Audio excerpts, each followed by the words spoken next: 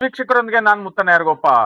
ಬಾದಾಮಿಯ ಚಾಲುಕ್ಯರ ನಾಡಿನ ಇವತ್ತಿನ ದಿವಸ ಮಾರುಕಟ್ಟೆಯ ಒಂದು ಪರಿಸ್ಥಿತಿಯನ್ನು ನೋಡಿದಾಗ ನಾಚಿಕೆ ನಾಚಿಕೆ ಬರಬೇಕು ಜನಪ್ರತಿನಿಧಿಗಳೇ. ಅಂತ ವ್ಯವಸ್ಥೆಯನ್ನ ಬಾದಾಮಿಯನ್ನ ಹೈಟೆಕ್ ಮಾಡ್ತೀನಿ ಅನ್ನುವಂತ ದೂರದೃಷ್ಟಿಯ ಜನಪ್ರತಿನಿಧಿಗಳೇ ಒಂದು ಬಾರಿ ಒಳಗಡೆ ಬಾದಾಮಿಯ ಮಾರುಕಟ್ಟೆ ಒಳಗಡೆ ಬನ್ನಿ ನೋಡಿ.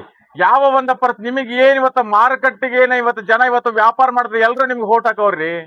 ನೀವು ಕೇಳಿದ್ರು ಓಟ್ ಹಾಕ್ತಾರೆ, ಕೇಳದೇ ಇದ್ರೂ ನಿಮ್ಗೆ ಓಟ್ ಹಾಕುವಂತ ಇವತ್ತಿನ ಮಾರುಕಟ್ಟೆ ವ್ಯಾಪಾರ ಮಾಡುವಂತ ಜನ ನಿಮ್ಗೋಸ್ಕರ ನಿರಂತರ ತ್ಯಾಗ ಯಾವಾಗಿದ್ರು ನಿಮ್ ಜೊತೆ ಇದ್ದವರು.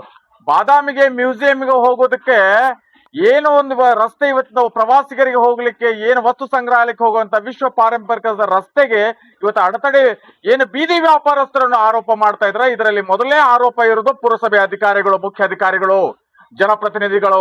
ನಾಚಿಕೆ ಬರಬೇಕು. ಇಲ್ಲಿ ನೋಡಿದ್ರೆ ಒಳಗಡೆ ಬಂದು ನೋಡಿದಾಗ ಸಾಕಷ್ಟು ಶೇಕಡಾವಾರು 60ರಷ್ಟು ಇವತ್ತು ದಿವಸ ಒಳಗಡೆ ಇರ್ತಕ್ಕಂತ ಮಳಿಗೆಗಳು ಎಲ್ಲಾ ಖಾಲಿ ಐತಿ. ಇಲ್ಲಿ ಏನ್ರಿ ರಶ್ ಕಾಣುತ್ತೇನ್ರಿ ನಿಮ್ಗೆ?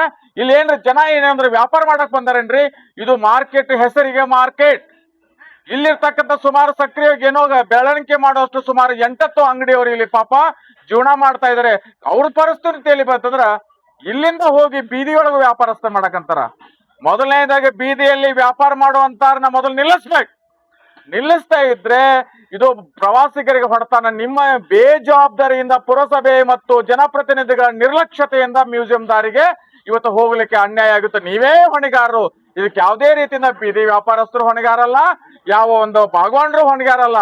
ನೇರ ಹೊಣೆಗಾರರು ವ್ಯವಸ್ಥೆಯನ್ನ ಸರಿಯಾದ ರೀತಿಯಿಂದ ಒಳಗಡೆ ಮೊದಲು ಯಾವ ಸುಮಾರು 8 ವರ್ಷಗಳ ಹಿಂದೆ ಯಾವ ಒಂದು ವ್ಯವಸ್ಥೆ ಇತ್ತೋ ಅದೇ ರೀತಿ ಬೀದಿ ವ್ಯಾಪಾರಸ್ಥರು ನಿಲ್ಲಿಸಿ ಇಲ್ಲಿ ಒಳಗಡೆ ಇರ್ತಕ್ಕಂಥ ಮಳಿಗೆ ವ್ಯಾಪಾರಸ್ಥರು ಮಾಡಿ ಸುಗಮವಾದ ರಸ್ತೆ ಆಗತ್ತೆ.